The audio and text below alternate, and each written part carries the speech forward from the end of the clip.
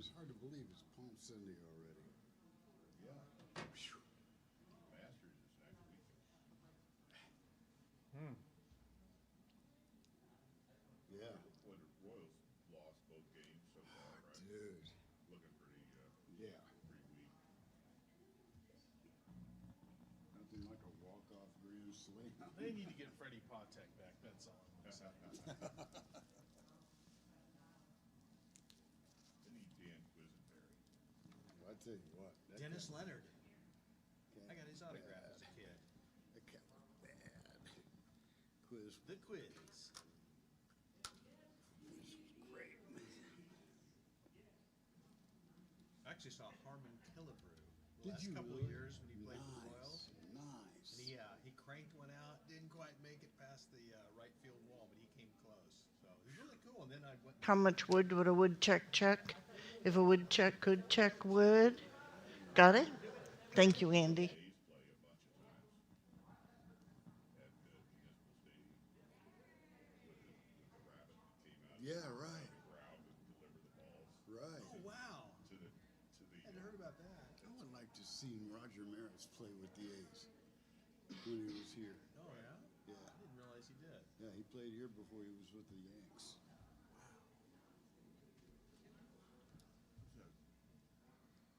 like was the second baseman that went on to coach the Royals later on that played during the 60s in that era. Oh, yeah, right. Right. I'm trying to remember who that was.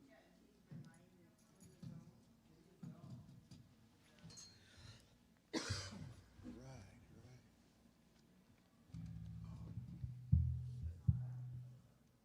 Get up what the world needs now. We'll do that second. We'll do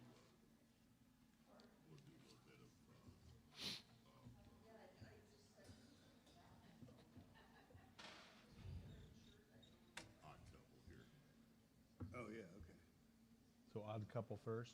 Yeah. Okay. Okay, hold on a second.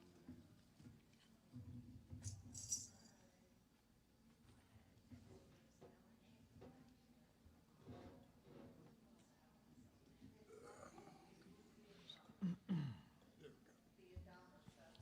There we go. Sorry.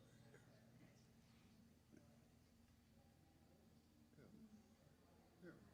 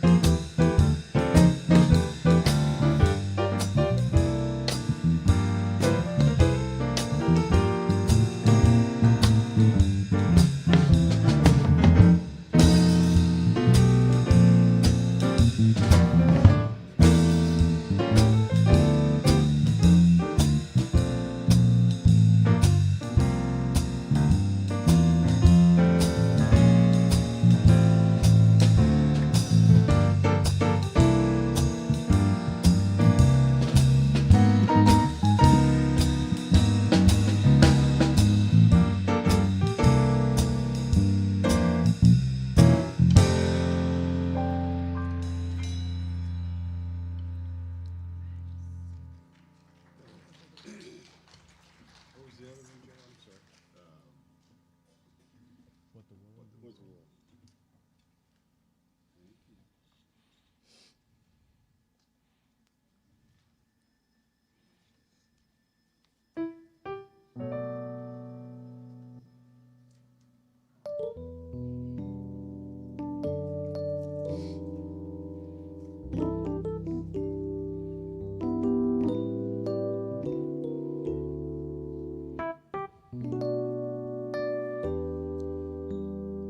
you.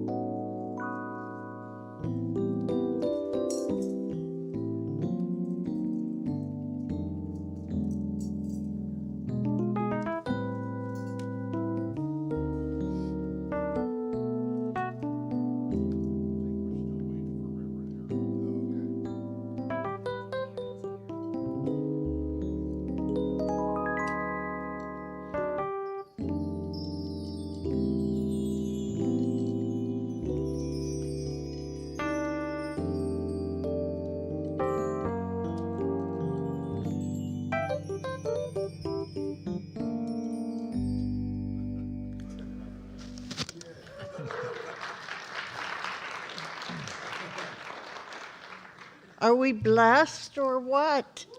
Amazing group.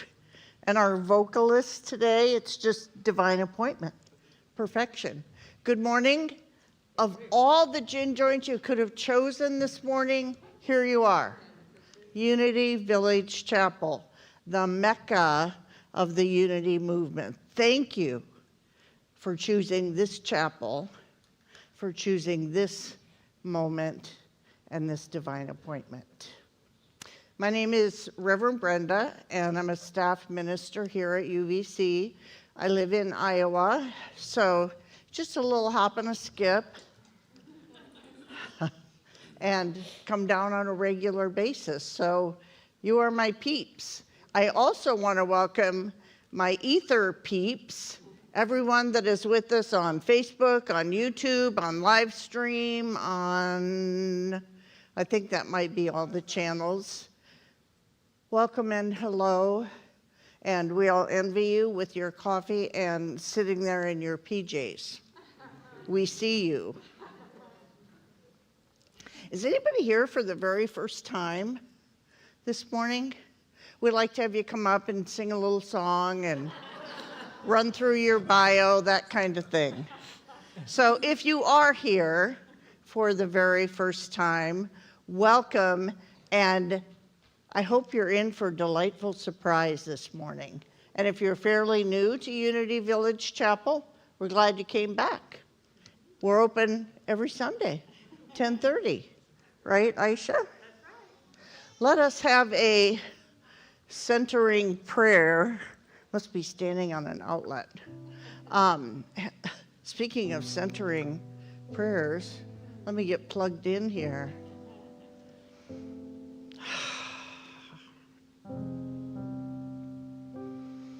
And another complete breath as we come home to Unity Village.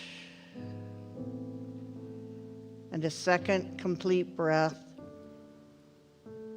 as we come home to the body, to the soul, to the mind.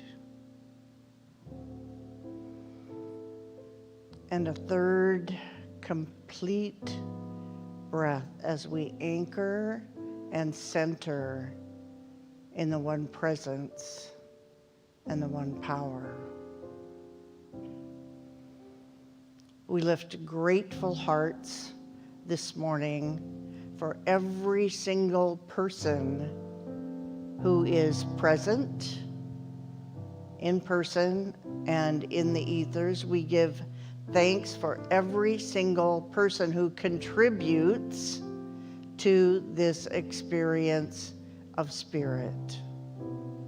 And if you are here, if you are centered, if you are anchored, you are contributing. If you are untethered, you pick the perfect place to be. And so we bless this experience today. We bless this experience of mindfulness, of the practice, and getting conscious. Always, always giving thanks. And so it is. Amen.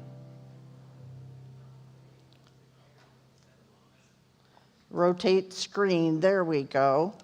In Unity, we believe that there's one presence and one power. And this presence and power, like Rev Erin says every Sunday, needs no name. And we call it, we're familiar with it by many names. And in Unity, we honor all paths to spirit, all paths to being connected with Creator, with Source, with life. We also believe that we are born blessed. Did anybody know that before you got here? Because a lot of people don't. They've never heard that before. We are born blessed, and we all, each, are here to be a blessing. We also believe that prayer and meditation, I call it the pipeline, the connection, the going to headquarters. That's how we deeply plug in and connect again, with creator, source, principle. And here's a cool thing. This is my favorite unity teaching. We create our experience of life through our thoughts and our feelings and our beliefs. We all have our own individualized lens, and we each see the world differently and see life differently. And yet, there are basic principles in the unity movement in which we are anchored. Finally, it's a practice. We're not inviting you to come in so that we can stuff your head full of something that you're going to forget by the time you get to your car. We're here for awakening. We're here for enlightenment. And we're here to show up for the practice. That's what unity's about. And I hope you knew that when you walked in the door. And I hope you're more anchored in those teachings now. Aisha, is it your turn? I think so. Do we have some? Come on up. Anybody shorter than me is a little, right? Is that a good rule of thumb? Come on up. Come on, cutenesses. They're trickling out. Do, do, do, do, do. Happy Palm Sunday. Palm Sunday.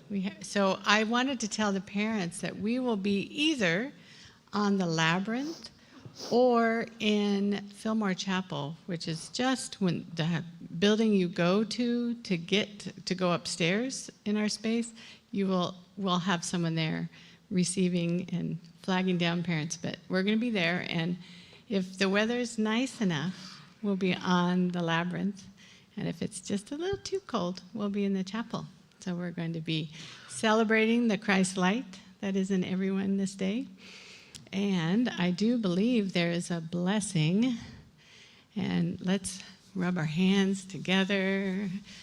We're going to bless these kiddos, and we're going to just send that blessing out to all the children in the world together. We love you. We bless you. And we appreciate you just the way you are. And there is another piece. So remind me how it starts. Does the congregation start first? Erin usually leads this. Make it up as you go. All righty. Together, as a congregation, we're going to say, you are born blessed. Together. You are born blessed. Now, we're going to say to them, you are here to be a blessing. You ready? You are here to be a blessing.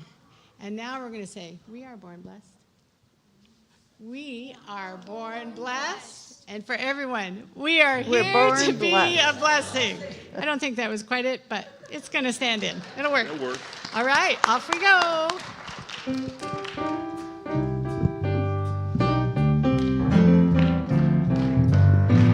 This little light of mine, I'm gonna let it shine.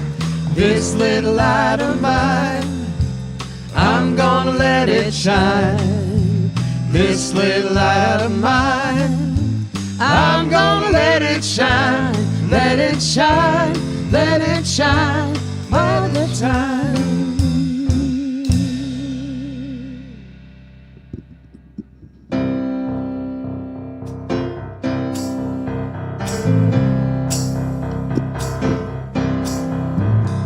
Think of your fellow man, lend him a helping hand, put a little love in your heart. Wow. If you see it's getting late, oh please don't hesitate, put a little love in your heart, and the world will be a better place, and the world will be a better place for you and me. Just wait and see. Another day goes by, still the children cry.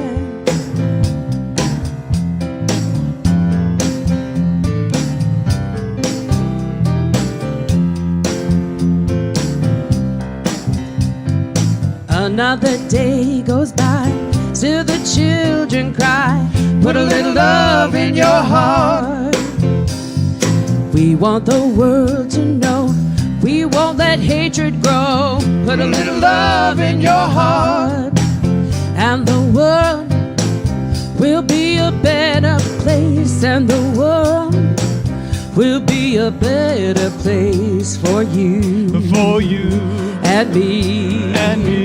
Just wait and see. Put a little love in your heart. Put a little love in your heart. Put a little love in your heart. Put a little love in your heart. Take a good look around if you're feeling down. Put a little love in your heart. I hope when you decide kindness will be your guide. Put a little love in your heart, and the world will be a better place, and the world will be a better place for you and me. Just wait and see. Put a little love in your heart. Put a little love in your heart. Put a little love in your heart. Put a little love in your heart, and the world will be a better place, and the world will be a better place for you and me. Just wait and see. Put a little love in your heart. Put a little love in your heart. Put a little love in your heart. Put a little love in your heart.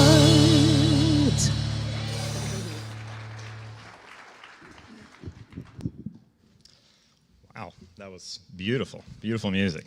Good morning. Morning. I'm Chris Hudson, I'm Grace Hudson. We come as a pair today.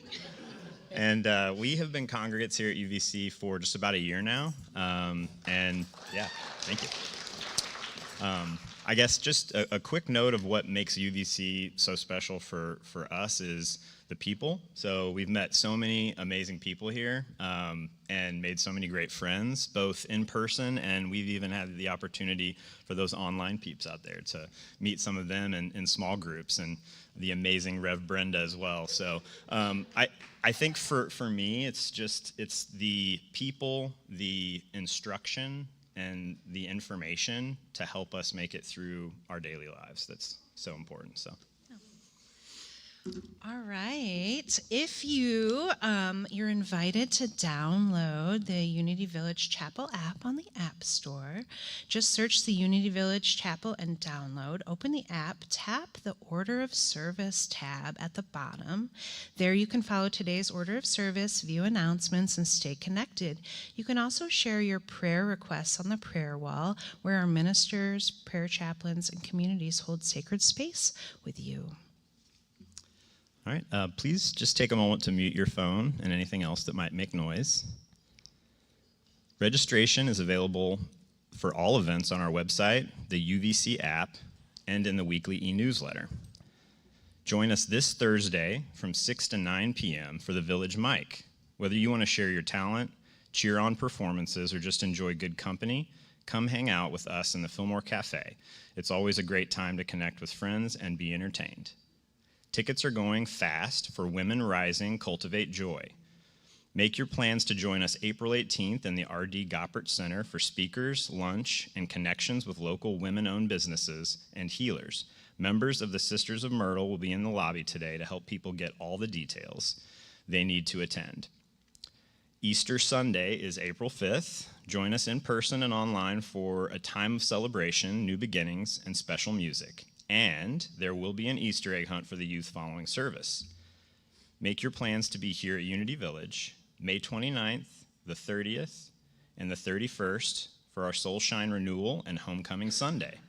deepen your connection with God, and strengthen bonds within our spiritual community. Whether you're from Lee Summit or across the country, this is a special time to come to Unity Village and shine. Full details and registration for all events mentioned are available on our website, the UVC app, and in the weekly e-newsletter. Now we move into the practice of generosity and connection. We give not because it's transactional, but because generosity is a spiritual act. Giving keeps the current of life moving. As we give, we participate in creating life and sustaining this spiritual home and in practicing love together. All right. Go ahead and do the offering. Divine love through us blesses and multiplies all that we have, all that we give, and all that we receive.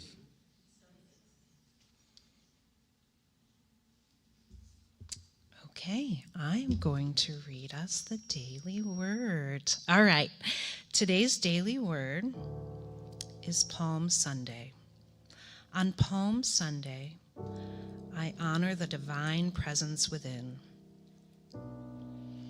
On Palm Sunday, Jesus made his triumphant entry into Jerusalem riding a donkey colt, spiritually symbolizing the dominion of the Spirit over human nature. Today, I find inspiration in that timeless Bible story. Going forward, I commit myself to mastering my impulses and judgments and continually surrendering my imperfections to the Christ within. My commitment in regularly going to the upper chamber of my consciousness smooths the rough edges of my mind and opens my heart to perfect love and purity. By following Jesus' example, I proceed with courage and confidence along the path of fulfillment and transcendence. I have come as light into the world so that everyone who believes in me should not remain in the darkness. John 12:46.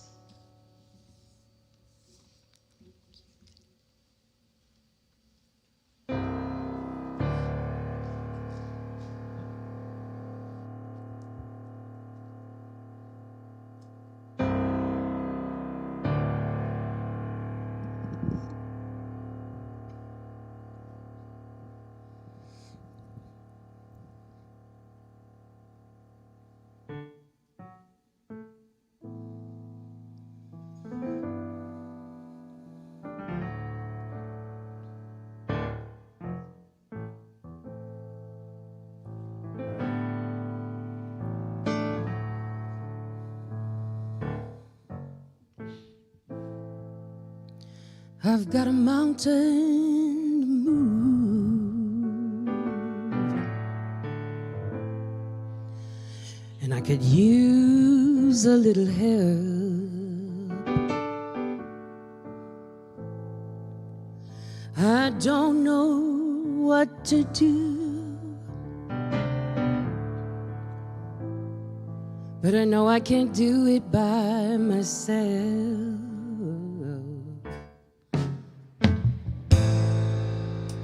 It's hard to be strong when you're walking on nothing but faith. Up a mountain of fear,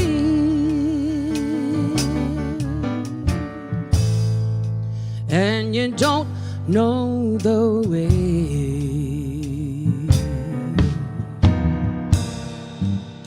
It might take a little push,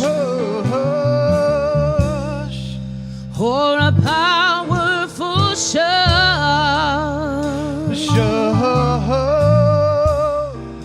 but the mountain, it's got to move. It might just take love.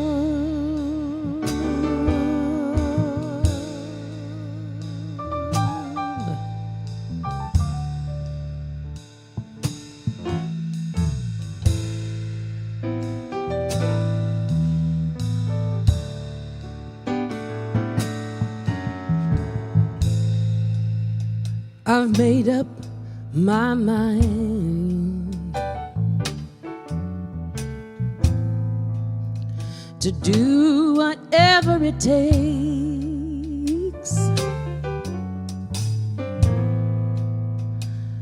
But I need you by my side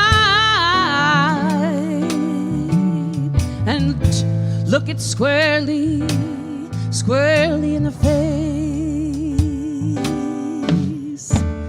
So come on, let's do it together.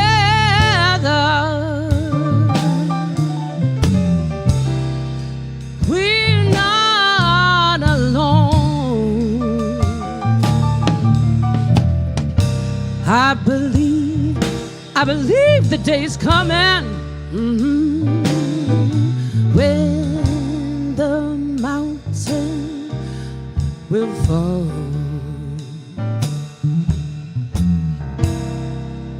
It might take a little push or a powerful shove.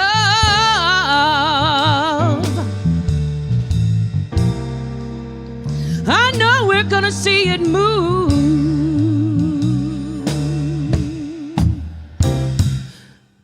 We'll do it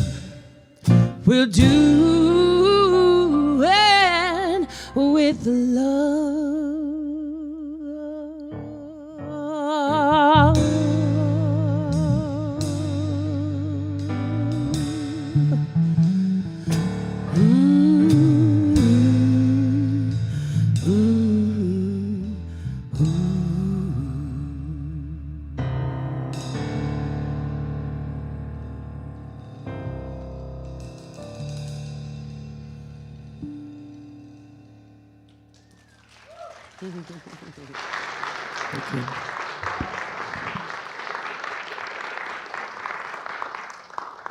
We have arrived at the moment of delicious spaciousness.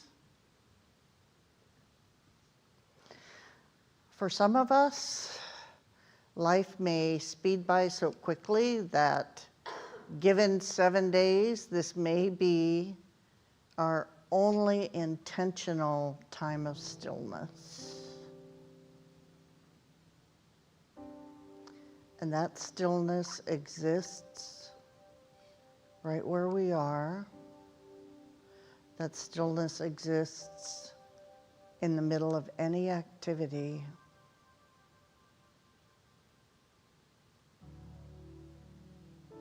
That stillness is a place we come home to.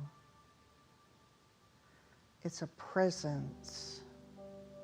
It's an energy. It's a field. It's an arena without walls, without limit, without boundary.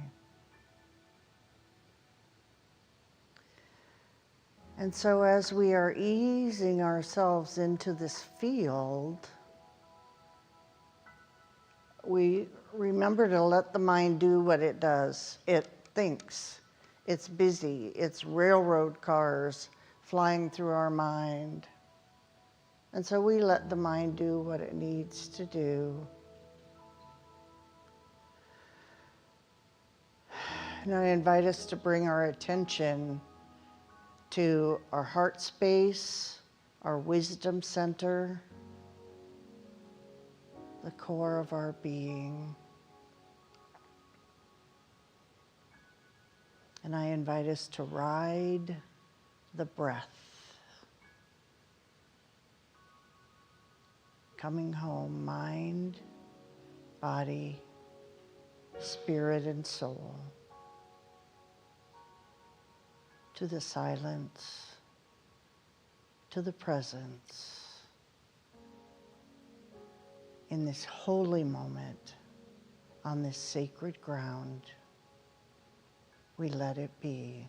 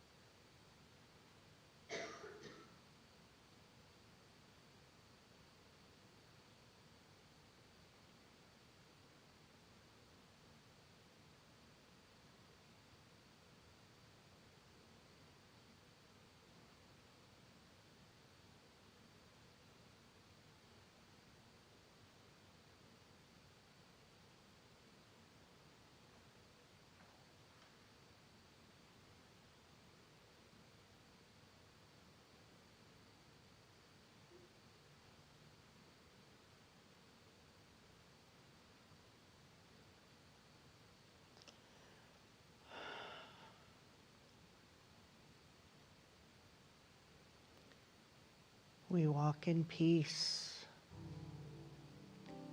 We walk in light. We walk through day and through night. Hand in hand, the world will see that peace begins with you and me. Today will be my peaceful day.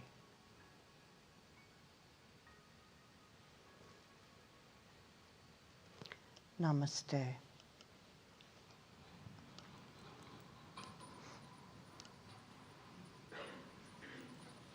I don't know if you can tell, but I'm just tickled pink to be here. I'm just always so grateful when Rev Erin invites me to share a message, a lesson, an opportunity for inspiration and transformation.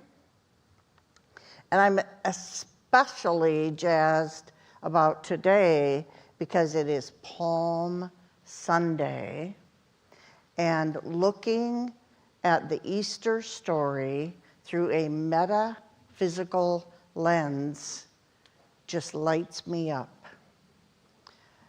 One of the things that I love, it's quite a list, but one of the things that I love about Unity is our co-founder, Charles Fillmore, came up with this framework in the study of metaphysics and in the study of metaphysical Bible interpretation. So according to Fillmore, every place, every town, every city in the Bible represents something, and every character in the Bible represents something. And the thing about metaphysical interpretation is it can bring the Bible alive, because we do this interpretation by inserting ourselves in the story.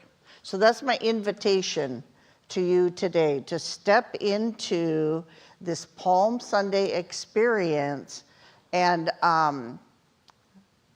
go through the week between the coming to Jerusalem and ending up on a cross. Like, what happened?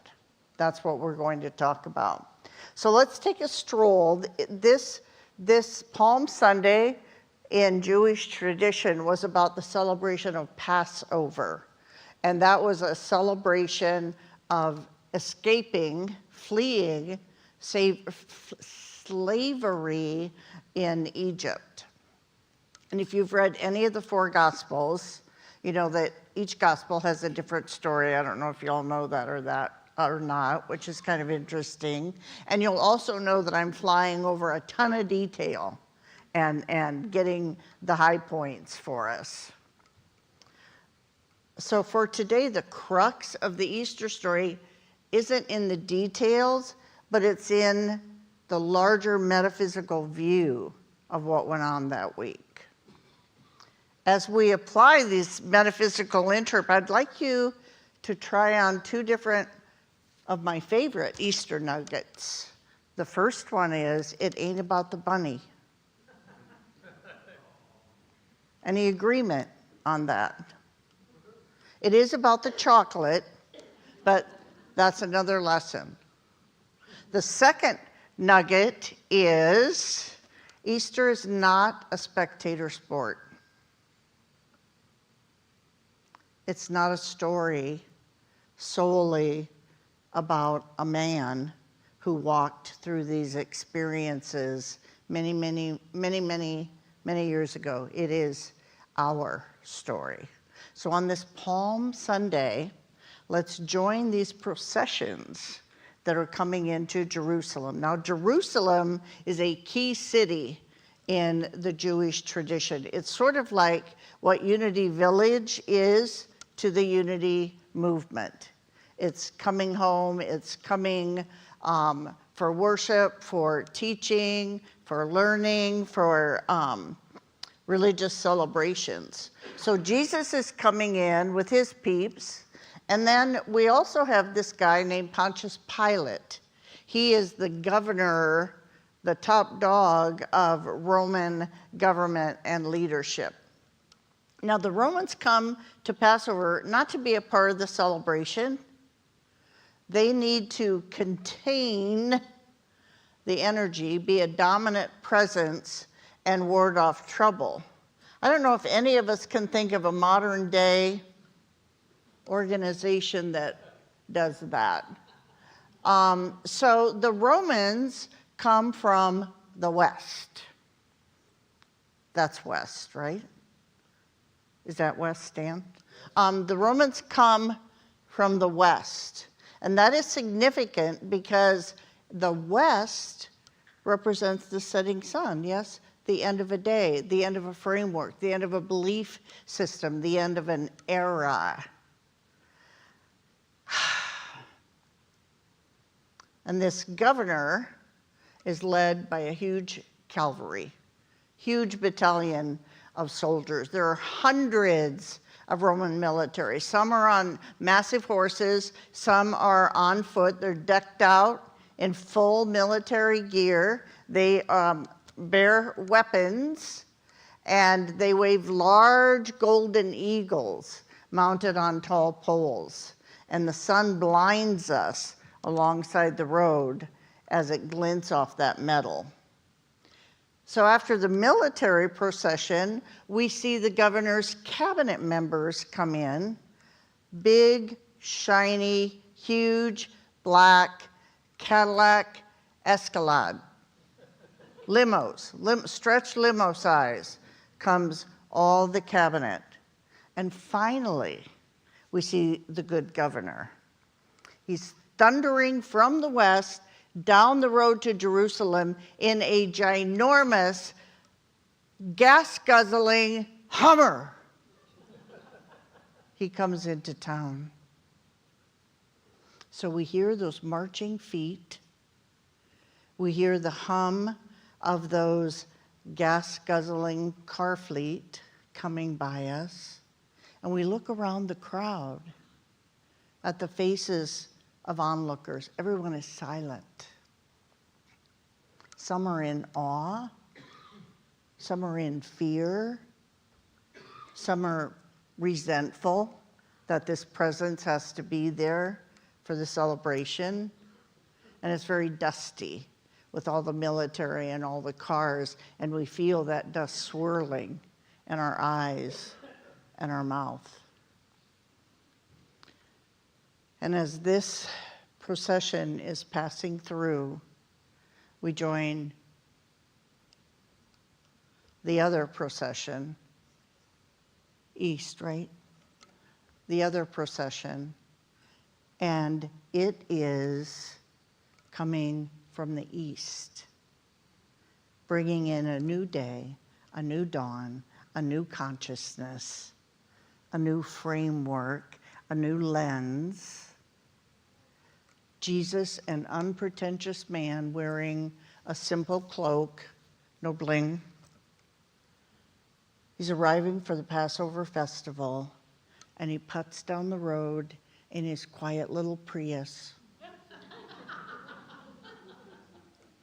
And we're in the crowds surrounding Jesus as he's coming into Jerusalem. And we greet him with enthusiasm, with joy, shouting loudly and laying palm branches on the road before him. And we shout, Hosanna! Blessed is the one who comes in the name of the Lord. Blessed is the coming kingdom of our ancestor David. There's no air of grandeur. There's no parade of massive horses, no military, no fleet of limos. With Jesus is his disciples and us, the peasants, the followers. And what we represent in this story as the local peasants is that from regions of interior wisdom comes reverence, comes the gift of understanding and spiritual guidance. So these two processions are the crux of our story. They lead us to the core of the conflict that went on during Holy Week. A rising consciousness, a new thought, a new level of being meets the old status quo, the imperial rule. It's black and white. This is how it is. This is what you think. This is what you believe. This is how you'll behave. These are your limitations. It's our structure of knowing that we've been familiar with all of our lives. And that consciousness, that framework is meeting the new consciousness.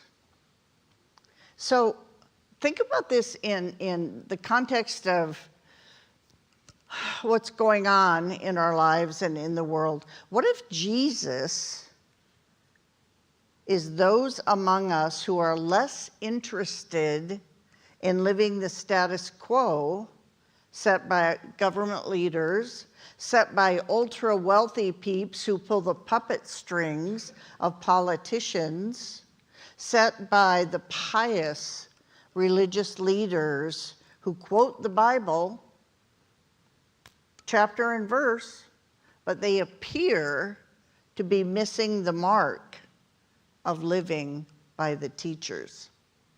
Living by the teachings. So that's what was going on in the day. Jesus was a huge thorn in the paw of the Jewish religious leaders, the chief priests, the Pharisees, the scribes, all the status quo peeps. He was a huge thorn in their paw because he pointed out hypocrisy, risky and dangerous. So the political and religious leaders of the day had their jockeys in a knot because here comes this guy again. He's going to be teaching. He's going to be talking to people. People want to know what he has to say, and we need them in our court. And what Jesus was teaching and demonstrating and saying put the religious leaders in a very, very, very bad light. So they had a sharp eye on him. They know his whereabouts. They know his comings and goings. They have a regime to protect that cannot come apart. So all week long, every day, moment by moment, these religious leaders hounded Jesus. They just needled him constantly. By whose authority are you teaching? You don't even belong in the temple. Who said that you could be here?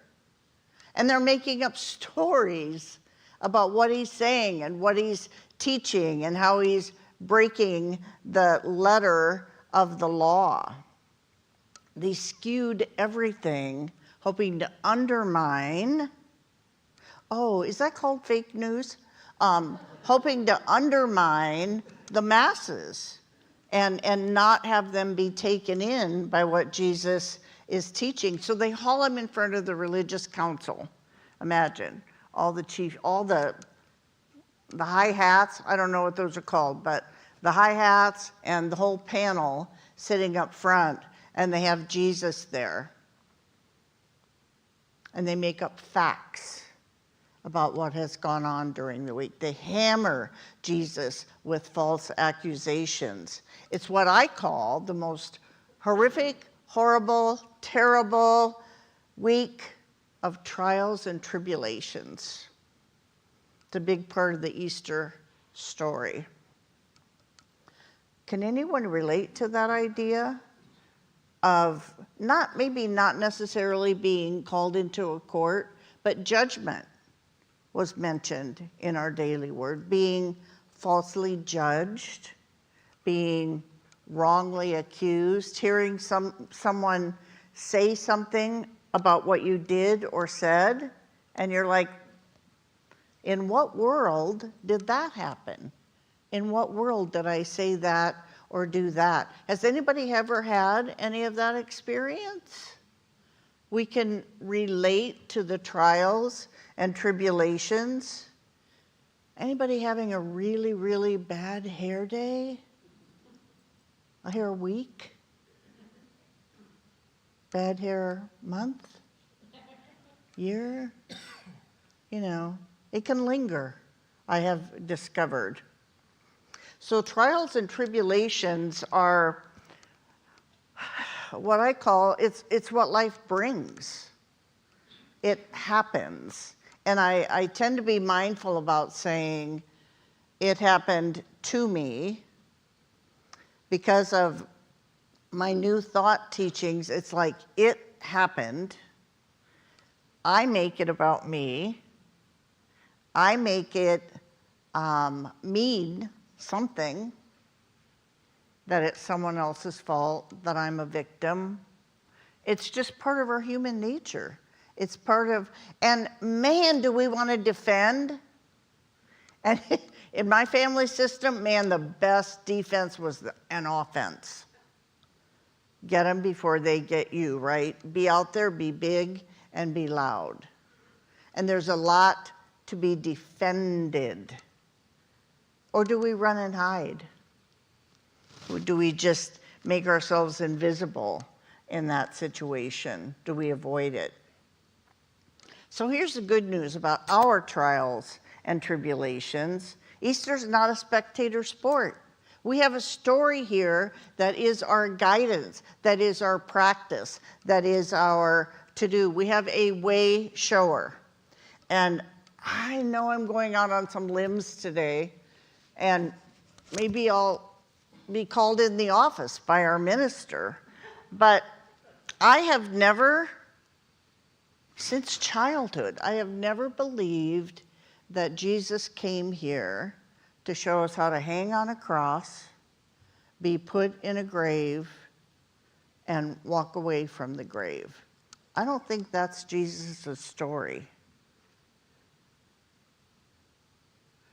I think Jesus came here to show us how to be, how to live. He came to show us the practice, the spiritual practice of living by the spirit of the law. I think Jesus came to show us how to do life. And in all those trials and tribulations, in all the accusations, in all the things that the priests and the Pharisees and the Sadducees said about Jesus, he never once argued. He didn't deny. He didn't defend. There was one particular incident where they have him and they're saying, "Are you saying you're the king of the Jews?" And Jesus said, "Well, if you say so." Nothing to defend. That in itself is a spiritual practice. And do you notice Jesus did not put on the cloak of victimhood? Look what they did to me. Look what they said about me. He didn't run. He didn't run from anyone or anything. And that made me think of one of my bad hair years. In meditation, I kept asking the question, can I just run? Can I just go another direction? Can I just go away from this?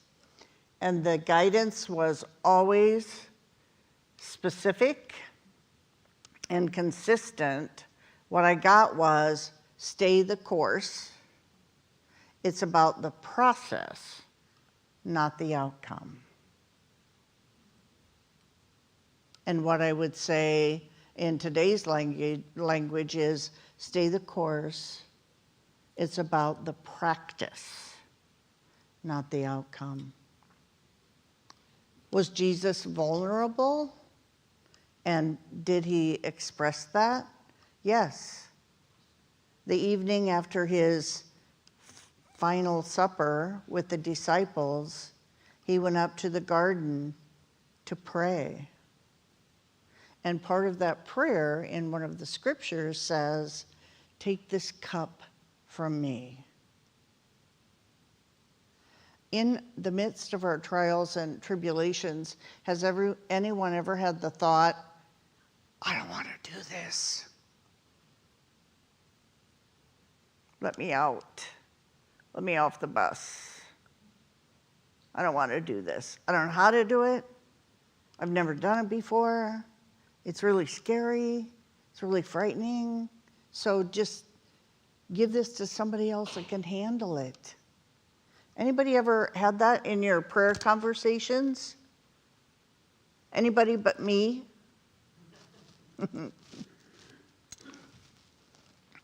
So ultimately, though, he knew what was coming. He foretold it once again in a couple of the Gospels.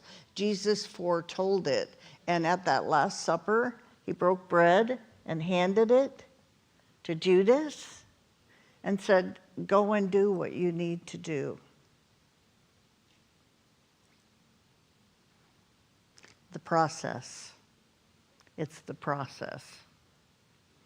So ultimately, I believe that what Jesus stood in, I'm a 12 powers nut, so the faculty of strength is at the very base of our spine, and it's what holds us up in spiritual character.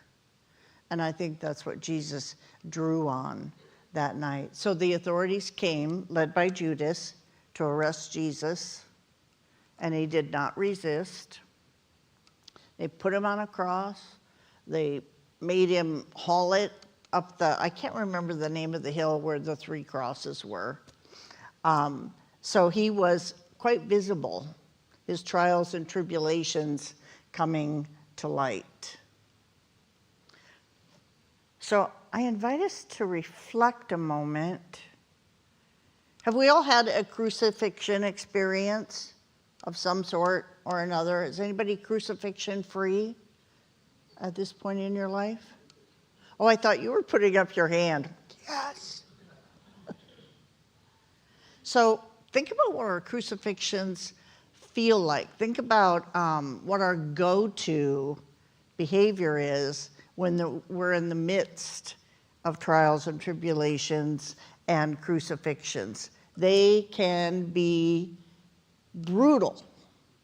They can be manageable and doable, depending on the level of transformation required, and they can be brutal. So how long can we possibly endure that? And have we asked that in our prayer conversations? How much longer? I can't do this another day. I can't do this another week. I can't suffer. And what I've discovered in a couple of my what I would call major crucifixion experiences is when I ask the question, how long do I have to hang here? The answer is, well, for as long as it takes. For as long as it takes. Because as far as I can tell, in a spiritual sense, we are called to walk through the trials and tribulations and the cross and the suffering. I remember the great Reverend Robert Brummett teaching us 20-some years ago, the best way out is through. So if I'm on that cross, and I have been, and I'm resisting with all my might, and I have, it takes a very long time to get myself off. I had to walk through the resistance. I had to walk through the torture. I had to walk through the why me, all the questions that we ask. And what I have discovered in that garden, at the dinner, when Jesus said, do what you must do. And in the garden, when some of the people started to tussle with the authorities that were arresting him, Jesus was like, let it be. Let it be. He surrendered.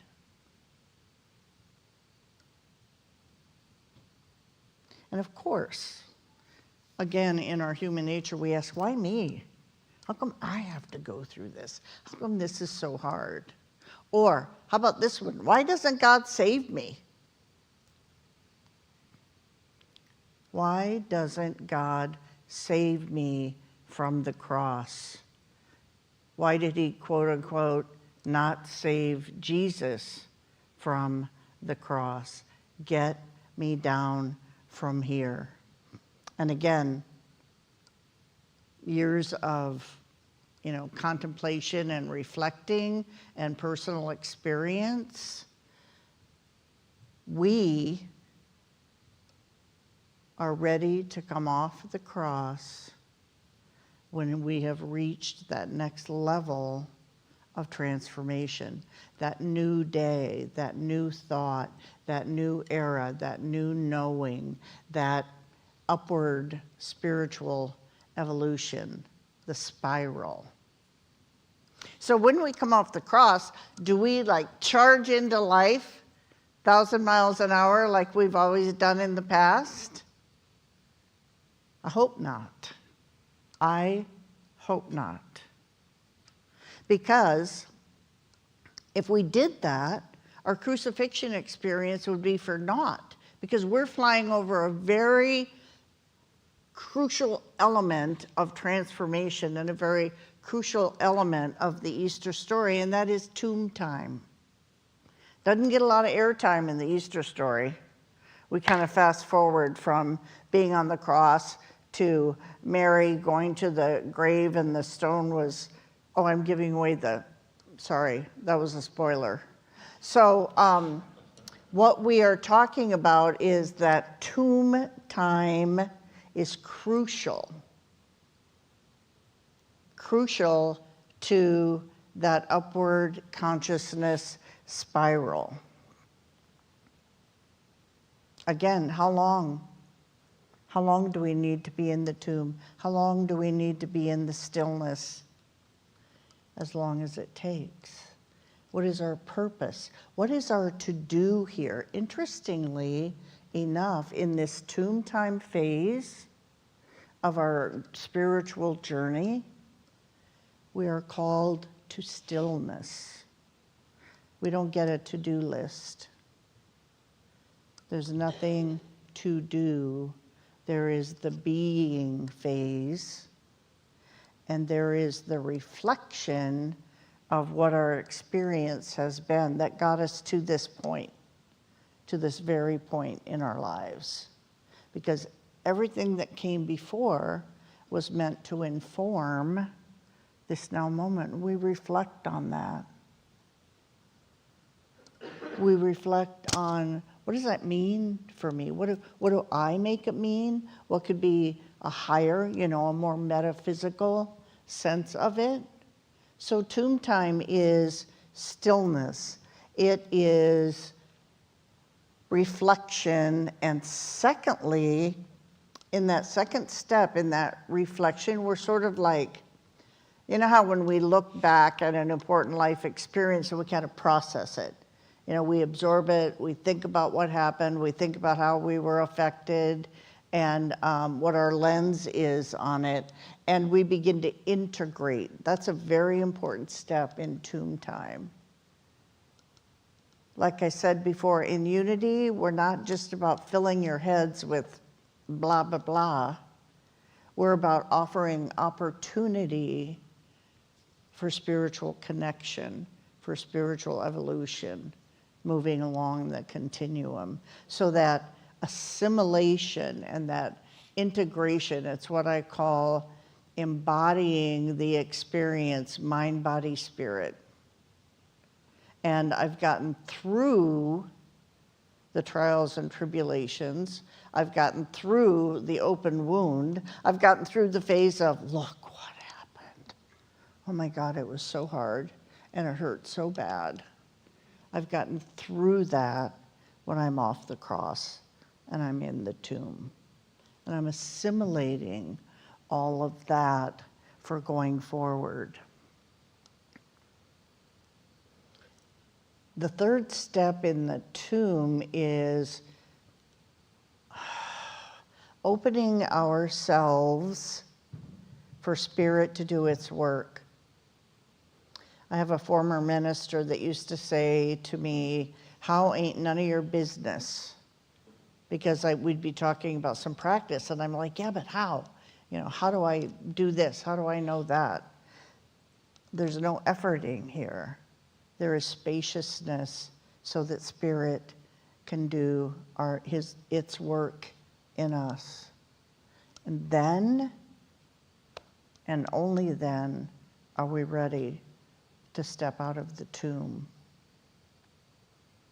I invite you this week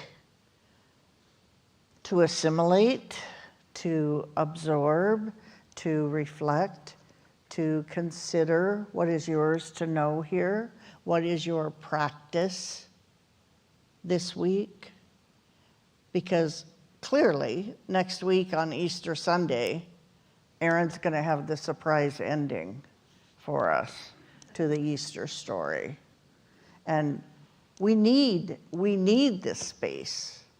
We need this spaciousness this week for our own work. So I invite you, prepare ye the way. Namaste.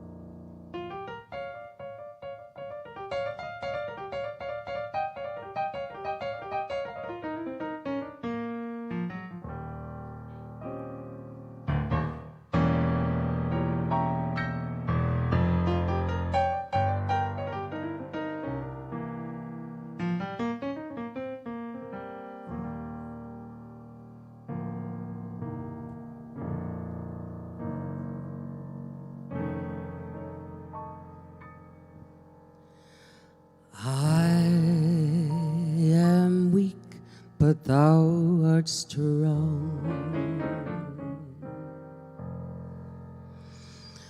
Lord, keep me from all wrong. I'll be satisfied as long as I walk, dear Lord, close to thee. Just a closer walk with thee, granted, you're my plea. Daily walking close to thee. Let it be, dear Lord, let it be.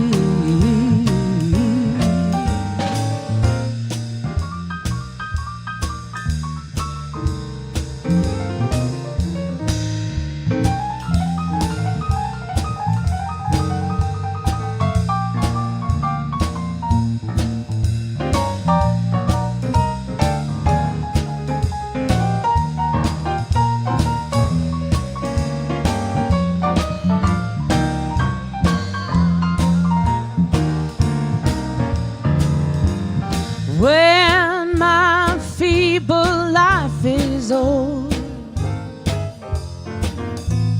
time for me will be no more. Guide me gently, safely, oh,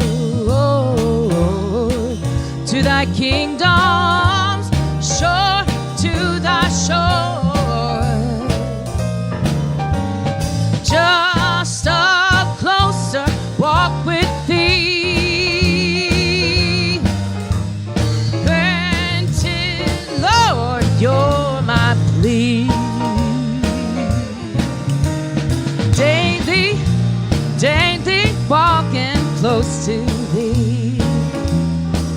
Let it be, dear Lord, let it be.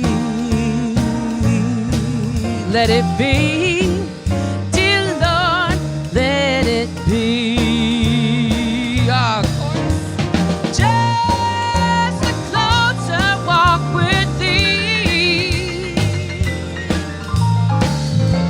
Granted, Lord, you're my plea.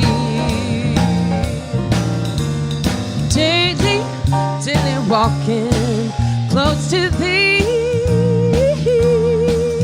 Let it be, dear Lord, let it be.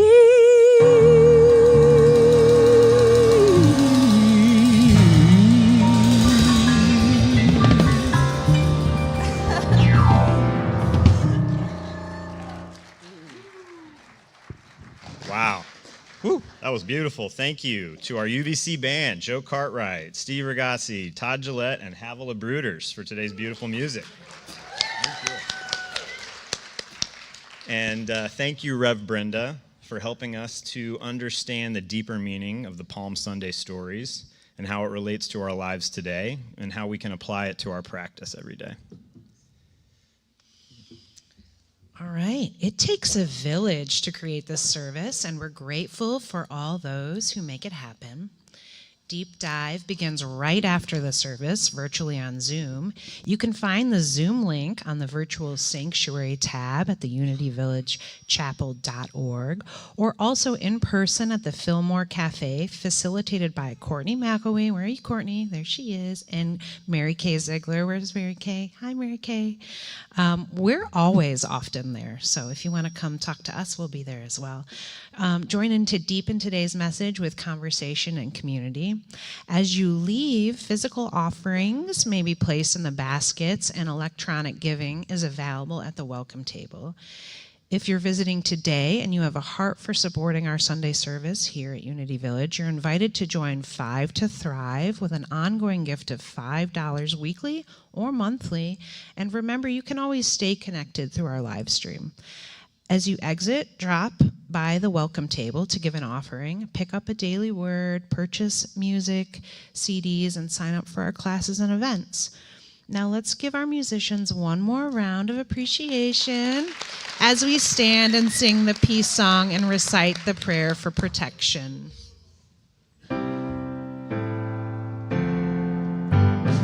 Let there be peace on earth, and let it begin with me.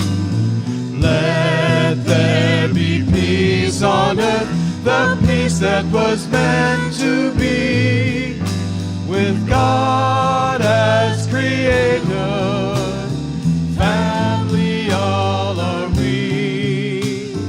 Let us walk with each other in perfect harmony. Let peace begin with me. Let this be the moment now.